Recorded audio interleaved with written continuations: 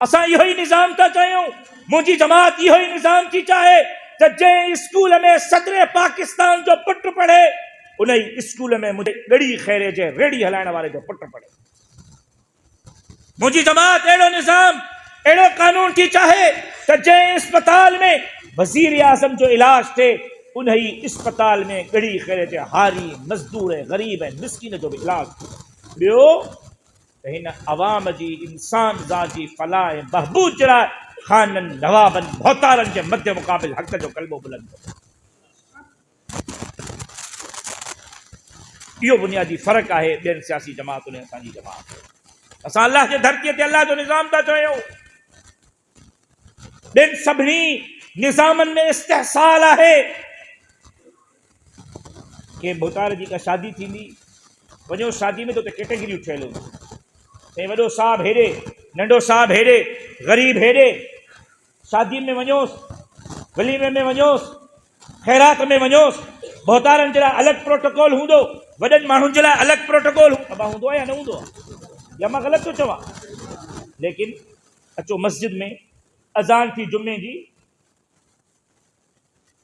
सफ़ में आयो निमाज़ पढ़णु, केरु वॾेरो आहे, केरु नंढेरो आहे, केरु 5 जरेबनि वारो आहे, केरु 50 जरेब वारो आहे, कंहिंजा कपिड़ा साफ़ आहिनि, कंहिंजा कपिड़ा मेरा आहिनि, केरु ग़रीब आहे, केरु अमीर आहे, कंहिंखे फाटल कपिड़ा आहिनि, कंहिंखे भला कपिड़ा आहिनि, कंहिंजे कपिड़नि मां धप थी अचे, कंहिंजे कपिड़नि मां अतर ऐं अंबीर जी ख़ुशबू थी अचे। को फ़र्क़ु बाक़ी हूंदो आहे? जंहिंखे जिते जॻह मिलंदी उहो उते निमाज़ पढ़ंदो, कुल्लो कुल्हे में मिलाए बीहंदो।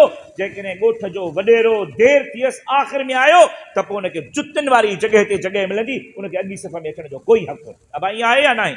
इहो आहे निज़ाम, इहा आहे बराबरी, इहो आहे इंसाफ़, इहा आहे मसावत। असां इहो ई निज़ाम था चाहियूं। मुंहिंजी जमात इहो ई निज़ाम थी चाहे त जंहिं स्कूल में सदर पाकिस्तान जो पुटु पढ़े उन ई स्कूल में मुंहिंजे ॻड़ी ख़ैरे जे रेड़ी हलाइण वारे जो पुटु पढ़े।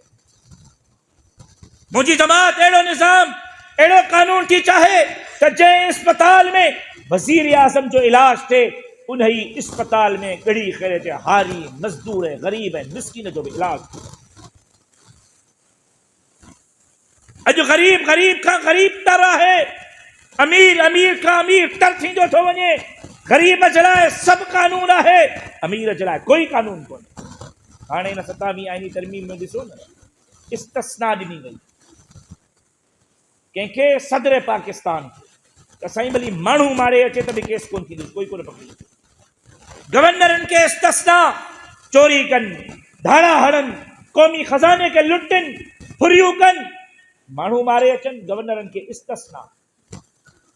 कंहिं चवण वारे ख़ूब चयो त ॿार रुॻो हितों जी इस्तिस्ना छो था ॾियोनि मरण ताईं, पोइ इहा इस्तिस्ना बि ॾियो त तव्हांखे मरण खां पोइ बि इस्तिस्ना हासिल आहे, क़ब्र में बि तव्हांखे पुछाणो कोन थींदो, क़यामत जे ॾींहुं बि पुछाणो कोन थींदो, कोई फ़रिश्तो तव्हांखां सवाल जवाब बि कोन कंदो। बसि आईन में इहो बि लिखी छॾियो, इन बत्स रब्बिक लशदीद। हिते त इस्तिस्ना हासिल करे वेंदव, लेकिन अल्लाह वटि कहिड़ो जवाब ॾींदो? अचो आलिमनि जी जमात में शामिल थियो, रुगो शामिल न थियो, एतमाद कयो, रुगो एतमाद न कयो, बल्कि जमात सां हर दुख सुख ख़ुशी ग़मी इलेक्शन वोट में कुल्लो कुल्हे में मिलाए गॾु